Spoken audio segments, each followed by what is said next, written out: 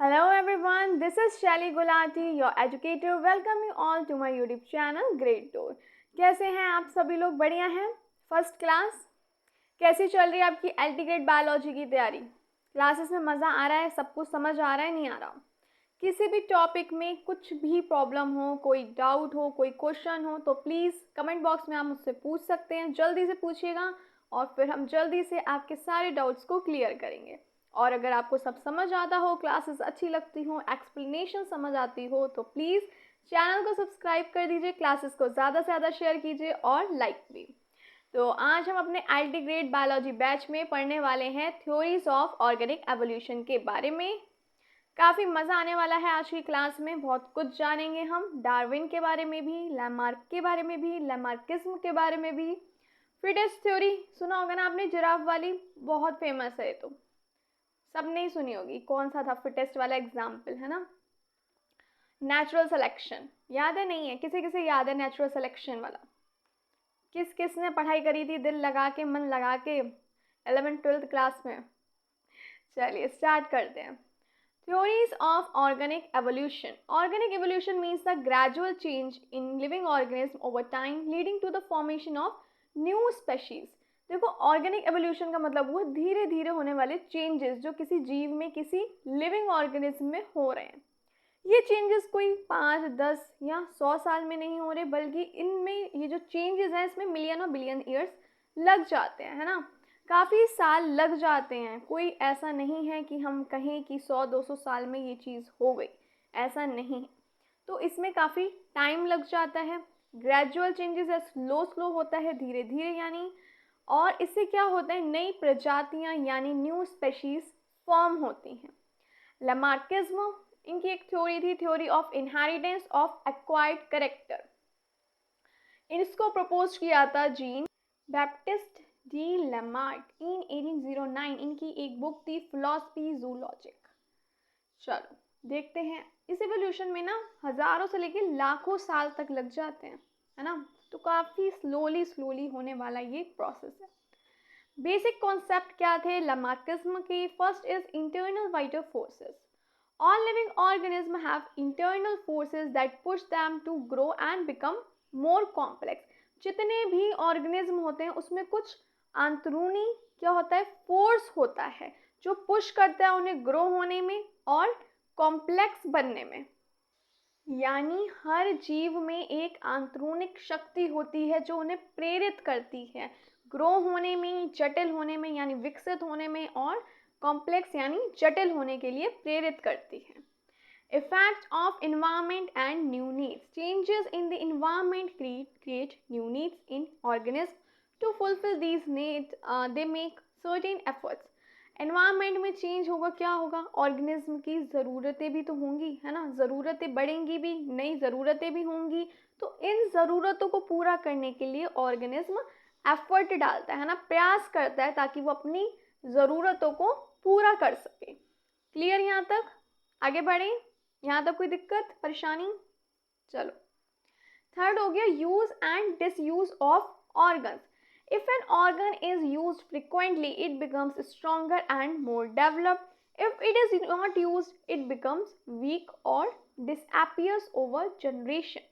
देखो, अगर ऑर्गेनिज्म किसी ऑर्गन का फ्रिक्वेंटली यूज कर रहा है, वो ऑर्गन बार बार यूज हो रही है, तो क्या होगा, वो जो ऑर्गन है वो मजबूत होगी और ज़्यादा डेवलप होगी। लेकिन अगर ऑर्गेनिज्म किसी अपनी ऑर्गन को यूज नहीं कर रहा है तो वो ऑर्गन वीक होगी और हम ये कह सकते हैं वो डिसअपियर हो जाएगी, गायब हो जाएगी, है ना? आने वाली जनरेशन में आपको नहीं मिलेगी वो। जब गायब हो जाएगी पूरी तरीके से तो फिर कहाँ से दिखेगी, है ना? जब वो आगे वाली जनरेशन में कैसे दिखेगी, जब हम किसी ऑर्गन का यूज़ ही नहीं करते हैं। अभी की नहीं, इस प्रोसेस में सालों लग जाते हैं। मैं कह रही हूँ ना, लाखों साल वाली बात हो रही है यहाँ पे। 10-20 साल में आपका कुछ गायब नहीं हो रहा, ये बात हो रही है बहुत साल पुरानी।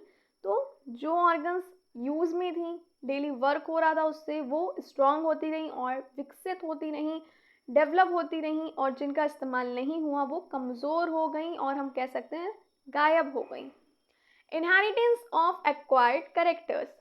The characters or changes an organism develops during its lifetimes are passed to the next generation. जितने भी करेक्टर और चेंजेस एक ऑर्गेनिज्म में हो रहे हैं, डेवलप हो रहे हैं उसके लाइफ टाइम में, वो नेक्स्ट जनरेशन में फिर पास हो जाएंगे। क्लियर यहाँ तक? कोई दिक्कत तो नहीं हो रही? यहाँ तक सब समझ आ गया आप लोगों को? चलिए एग्जाम्पल्स देख लेते हैं। लॉन्ग नेक ऑफ जिराफ काफ़ी फेमस एग्जाम्पल है ना, मोस्टली सबने ही पढ़ा होगा। Giraffes lived in areas where leaves are high on trees. They keep stretching their necks to reach food. Over time, their neck became longer and the street was passed to their offspring. देखो giraffes जो है ना वो रहते थे जिस area में, वहाँ पे क्या था, जो पत्तियाँ थी ना, जहाँ पे जिराफ रह रहे थे उस एरिया की जो पत्तियाँ थी पेड़ पे, वो काफ़ी हाई पे थी, काफ़ी ऊपर थी, है ना। तो वो अपनी गर्दन उचका उचका के कोशिश करते थे कि खाने तक पहुँच जाएं, यानी पत्तियों तक, और उसे खा लें। धीरे धीरे क्या हुआ, वो स्ट्रेचिंग करते रहे। मम्मा कहती है ना जैसे कि लटक लो हाइट बढ़ जाएगी, है ना। तो वो अपने नेक को क्या करते रहे, स्ट्रेच करते रहे ताकि वो खाने तक पहुँच जाएं, क्योंकि भाई जीना है तो खाना ही पड़ेगा, खाने के बिना कैसे जी लोगे। तो पेड़ पे पत्तियां तो भाई ऊपर है, स्ट्रेचिंग वो करता रहा, तो उससे क्या हुआ, उसकी जो नेक है वो धीरे धीरे क्या हुआ, वो लंबी हो गई। तो ये ट्रेड क्या हुआ, आगे उसकी जनरेशन यानी ऑफ स्प्रिंग में पास हो गया। तो ये रहा आपका फेमस एग्जाम्पल लॉन्ग नेक का जिराफ की। क्लियर हो गया कैसे हुई लंबी गर्दन जिराफ की? क्लियर? नीड्स थी, फुलफिल तो करनी थी, एफर्ट्स तो डालने थे, प्रयास तो करना ही था, भूखे थोड़ी मरेंगे। एक्वेटिक बर्ड्स यानी डक, बतख, है ना। Ancestor of ducks lived on land. As they start living in water they stretch their toes to swim and webbed feet develop. जो डक की एंसेस्टर थे, पूर्वज थे, वो ज़मीन पे रहते थे। फिर जब धीरे धीरे उन्होंने पानी में रहना स्टार्ट किया, तो फिर जब पानी में रहना उन्होंने स्टार्ट किया, तो उन्होंने क्या किया, अपने टोज को स्ट्रेच किया, फैलाया, है ना, अपने पंजों को फैलाया। उसके बाद क्या हो गया, वो डेवलप्ड हो गई वेब्ड फीट में। हम इसे वेब्ड झिल्लीदार पंजे भी कह सकते हैं, है ना। नहीं, झिल्लीदार पंजे नहीं, पाँव, है ना, मैं लिख देती हूँ, झिल्लीदार। अरे ये कहाँ गई लाइन?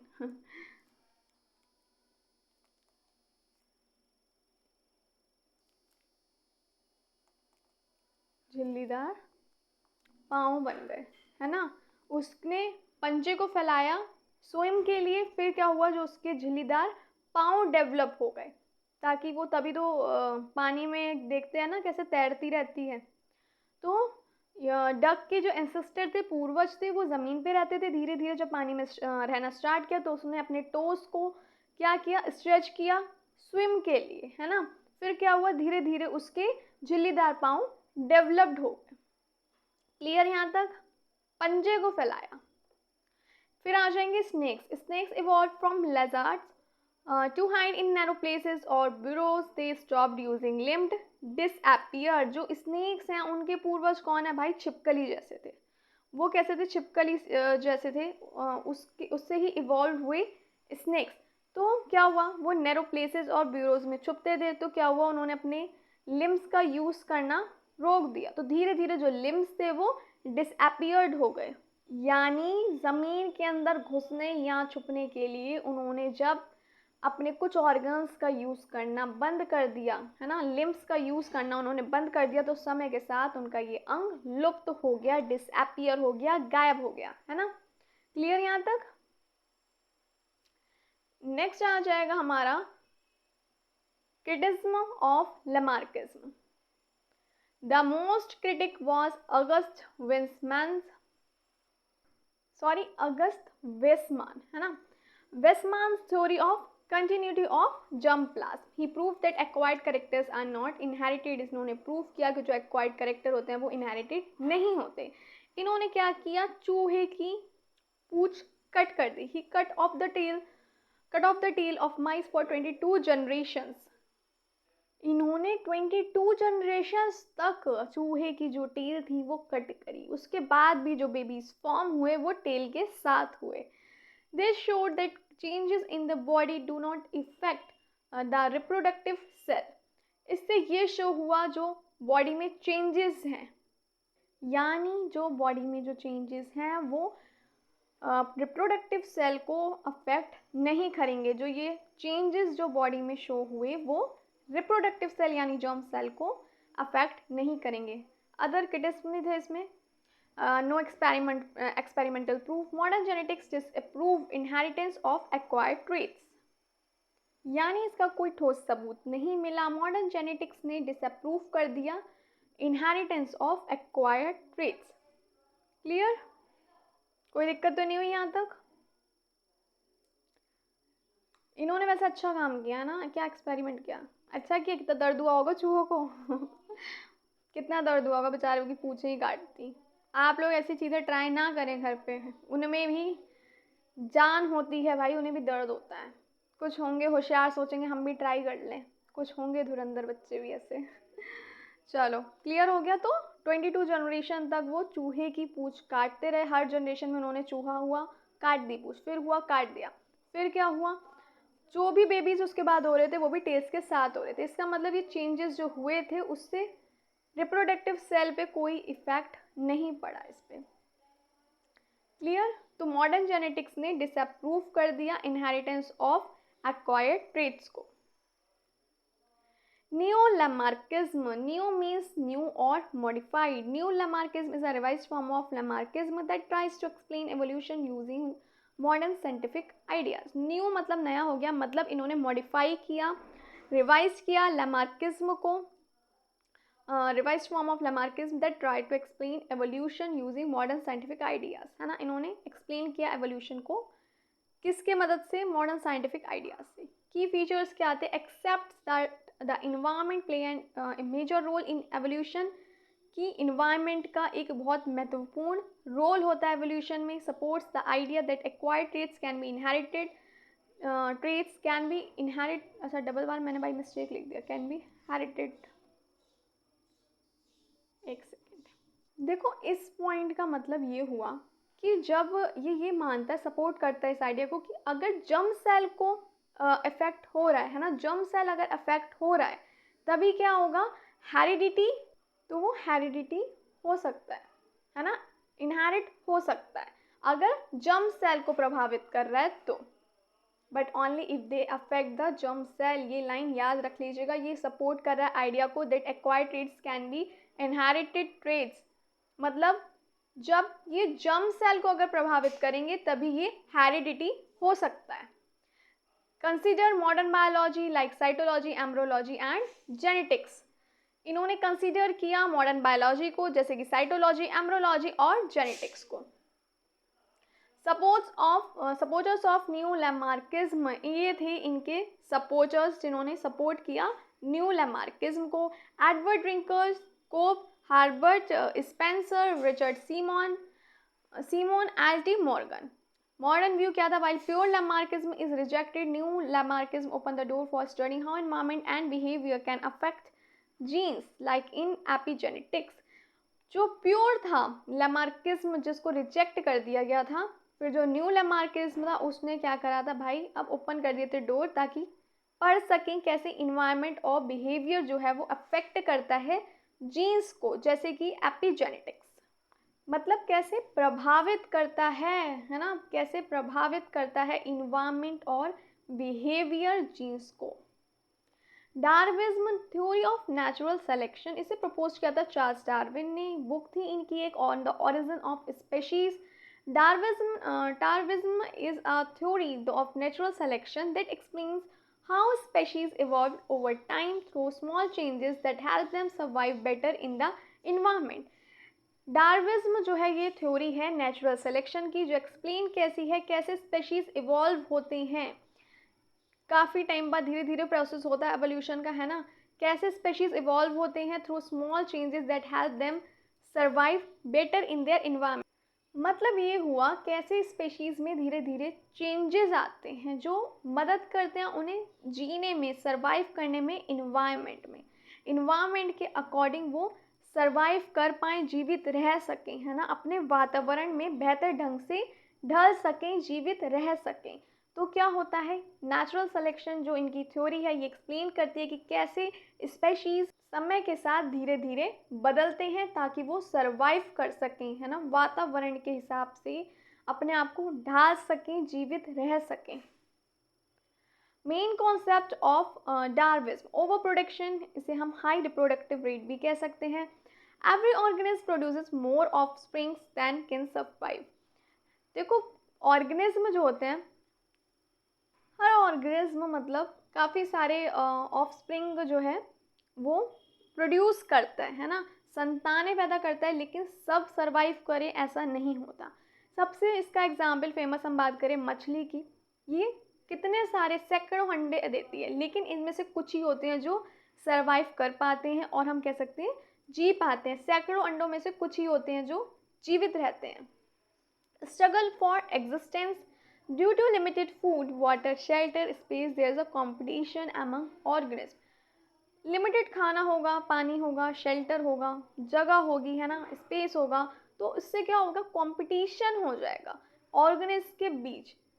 होड़ होगी ना, मुझे फूड चाहिए, अब 10 मछलियां हैं, खाना सिर्फ 2 मछलियां का है, तो क्या होगा, होड़ हो जाएगी कि मुझे चाहिए। जैसे कि जॉब में होता है ना, लाखों बच्चे बैठे होते हैं और सीट्स कितनी होती हैं, 5, 10, 15, मैं कह रही हूँ 20 भी मान लो अगर, तो भी क्या होता है, सबको लगता है ना कि मुझे मिल जाए। वैसा ही इनमें है, खाने का बात करें, खाना लिमिटेड है, पानी लिमिटेड है, हर कोई चाहेगा भाई मुझे खाना मिले, मुझे रहने की जगह मिल जाए, मुझे शेल्टर मिल जाए। तो एक कंपटीशन, एक प्रतियोगिता की तरह कह सकते हैं माहौल बन जाता है ऑर्गेनिज्म के बीच में। बिटवीन सेम स्पीशीज जिसे हम कहेंगे इंट्रास्पेसिफिक, डिफरेंट स्पीशीज के बीच हम कहेंगे इंटरस्पेसिफिक, और विद इन द इन्वायरमेंट तो उसे हम कहेंगे environmental struggle. Variation. Every individual is slightly different from other in its species. These small differences are called variation and they are important for evolution. यानी एक ही प्रजाति के सारे जीव थोड़े थोड़े अलग होंगे और ये थोड़ा थोड़ा जो स्मॉल कह सकते हैं डिफरेंसेस हैं वही है वेरिएशन, और ये एवोल्यूशन के लिए ज़रूरी है। फिर आ जाएगा survival of the fittest, natural selection, है ना, सिर्फ वही ऑर्गेनिज्म सर्वाइव कर पाएंगे जो फिटेस्ट होंगे। Only those organism with helpful variation survive and reproduce. वही सर्वाइव कर पाएंगे, वही रिप्रोड्यूस कर पाएंगे। फिटेस्ट का मतलब हुआ जो इन्वायरमेंट के हिसाब से अपने आप को ढाल पाए, है ना, स्ट्रॉन्ग हों, सर्वाइव कर पाए इन्वायरमेंट के हिसाब से। अनफिट ऑर्गेनिज्म क्या होगा, वो मर जाएंगे, एलिमिनेटेड बाय नेचर, है ना। जो फिटेस्ट होंगे बस वही सर्वाइव कर पाएंगे मेरा गला, और जो कमज़ोर होंगे वो नष्ट हो जाएंगे, एलिमिनेट हो जाएंगे। Inheritance of useful variation, useful traits जो होंगे वो क्या होंगे, अगली जनरेशन में पास होंगे। Over many generation these variations accumulate and new species form. अब क्या होगा, कई पीढ़ियों में यही जो बदलाव जो होगा प्रजातियों के रूप में विकसित हो जाएगा, नई प्रजातियों के रूप में। ये जो वेरिएशंस होंगे उसके बाद क्या होगा, नई प्रजातियां, नई स्पेशीज क्या होंगी, फॉर्म्ड हो जाएंगी। या हम ये कह सकते हैं कई पीढ़ियों के बाद यही बदलाव नई स्पेशीज में, नई प्रजातियों में विकसित हो जाएगा, यानी फॉर्म होगा। एग्जाम्पल है Darwinism, finch. Darwin studies finch on the Galapagos Island. Finch had different beak shapes based on the type of food available, seeds, insect, flower. देखो हमने कल भी इसके बारे में पढ़ा था, है ना, गालापागोस आइलैंड पे। देखो डार्विन ने स्टडी करी फिंच, है ना, पक्षी, इनकी जो चोंच थी वो सबकी अलग अलग थी, जैसा वो खाना खाती थी उसके बेस पे थी, किसी की लंबी थी, किसी की चौड़ी, किसी की पतली, जैसे कोई सीड खा रही है, कोई इंसेक्ट, कोई फ्लावर, है ना। तो फिंच जो थी with suitable beaks survived and reproduce, जो सुटेबल जिनकी चोंच थी जिससे वो सर्वाइव, अपनी नीड्स जो है वो कंप्लीट कर पा रही थी, खा पा रही थी, वो सर्वाइव करेंगी, रिप्रोड्यूस करेंगी। This led to the evolution of different species from a common ancestor. इनके एंसेस्टर जो थे वो तो कॉमन थे, है ना, लेकिन क्या हुआ, एवोल्यूशन से क्या हुआ, डिफरेंट डिफरेंट स्पेशीज हम कह सकते हैं।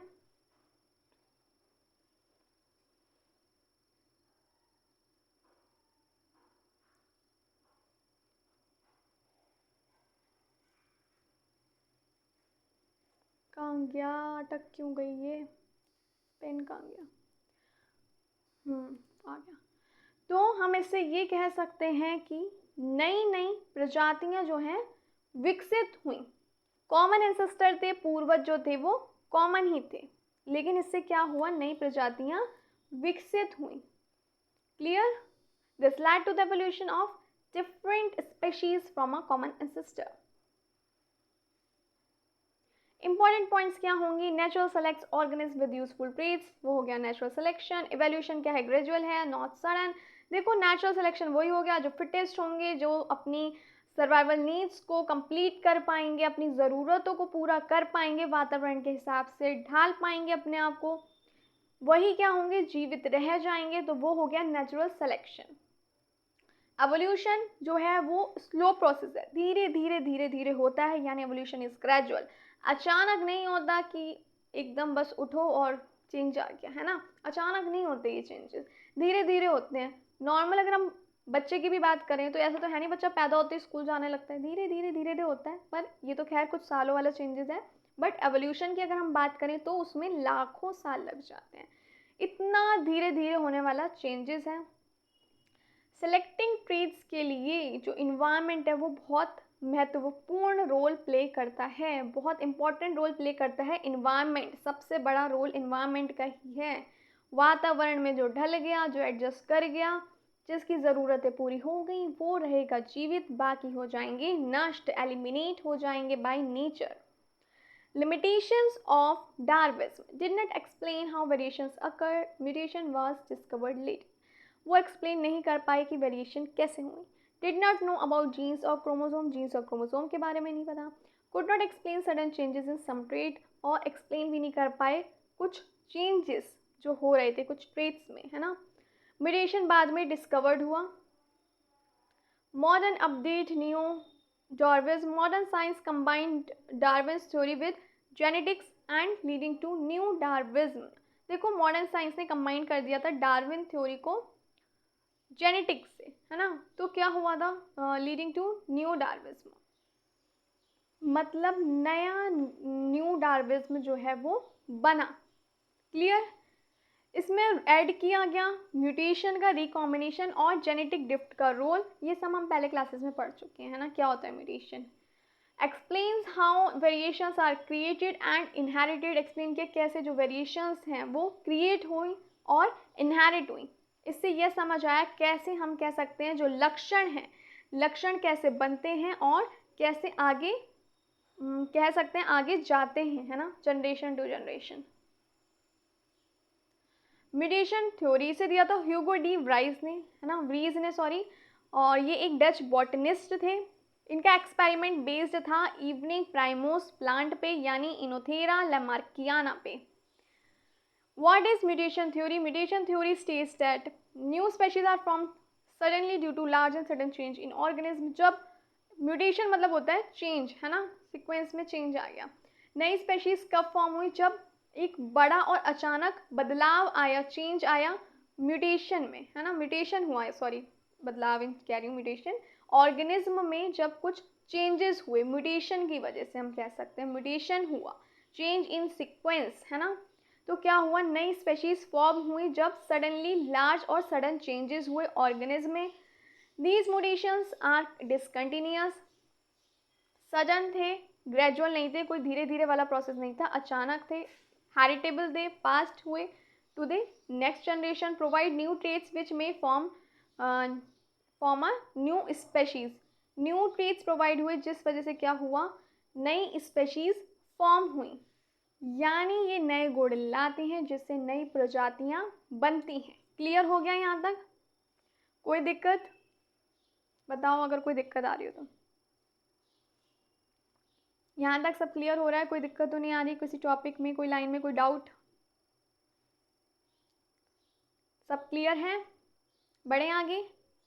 चलो देखो, जो ये स्पेशीज बनती हैं ये ऑर्गेनिज्म में जब कुछ अचानक और बड़ा बदलाव होता है उस कारण बनती हैं, है ना? की पॉइंट्स क्या होंगे म्यूटेशन थ्योरी के? म्यूटेशन जो है मेन कॉज है किसका? एवोल्यूशन का। Mutations are the main cause of evolution not small gradual changes. Mutation है वो कॉज है एवोल्यूशन का। ओफो, मैं भी बार बार वही चीज़ रिपीट करी, कंफ्यूज हो गई, sorry. Mutation are the main cause of evolution, यानी वही इवोल्यूशन का जो होने का मेन कॉज है वो क्या है, म्यूटेशन है, ना कि वो धीरे धीरे वाले चेंजेस बोलेंगे।